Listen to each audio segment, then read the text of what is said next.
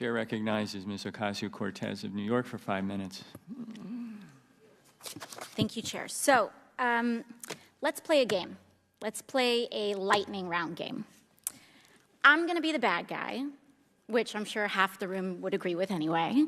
And I want to get away with as much bad things as possible, ideally to enrich myself and advance my interest, even if that means putting my interests ahead of the American people.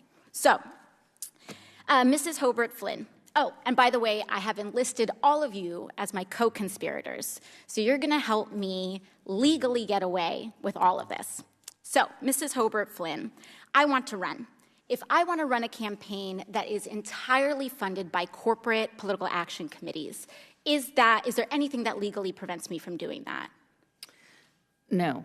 Okay, so there's nothing stopping me from being entirely funded by corporate PACs, say from the fossil fuel industry, the healthcare industry, big pharma. I'm entirely 100% lobbyist PAC funded.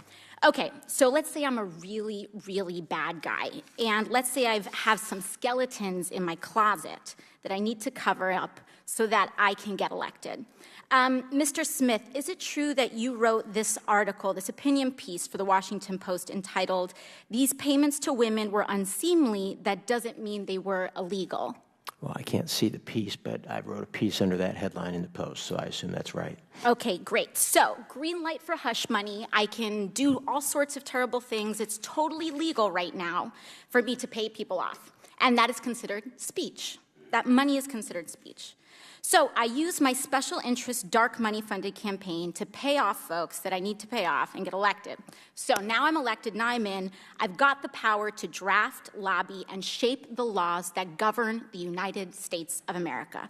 Fabulous. Now, is there any hard limit that I have, perhaps Mrs. Hobart Flynn, is there any hard limit that I have in terms of what legislation I'm allowed to touch? Are there any limits on the laws that I can write or influence, especially if I'm based on the special interest funds that I accepted to finance my campaign and get me elected in the first place? There's no limit. So there's none. So I can be totally funded by oil and gas. I can be totally funded by Big Pharma, come in, write Big Pharma laws, and there's no limits to that whatsoever. That's right.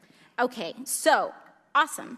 Now, Mr. Mirabani, the last thing I want to do is get rich with as little work possible. That's really what I'm trying to do as the bad guy, right? So is there anything preventing me from holding stocks, say, in an oil or gas company, and then writing laws to deregulate that industry and cause, that could potentially cause the stock value to soar and accrue a lot of money in that time? You could do that. So I could do that. I could do that now with the way our current laws are set up. Yes? Yes. Okay, great. Okay, so my last question is, or one of my last questions, I guess I'd say, is it possible that any elements of this story apply to our current government and our current public servants right now? Yes. Yes. So we have a system that is fundamentally broken. We have these influences existing in this body, which means that these influences are here in this committee shaping the questions that are being asked of you all right now. Would you say that that's correct, Yes. Mr. Mirabani or Mr. Schaub? Yes. All right, so one last thing, Mr. Schaub. In relation to congressional oversight that we have, the limits that are placed on me as a congresswoman, compared to the executive branch and compared to, say, the President of the United States, would you say that Congress has the same sort of standard of accountability? Is there more teeth in that regulation in Congress on the President, or would you say it's about even, or more so on the federal?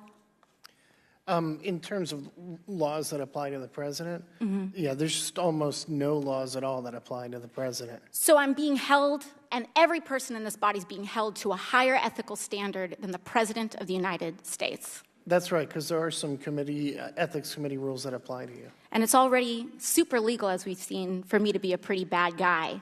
So it's even easier for the President of the United States to be one, I would assume. That's right. Thank you very much.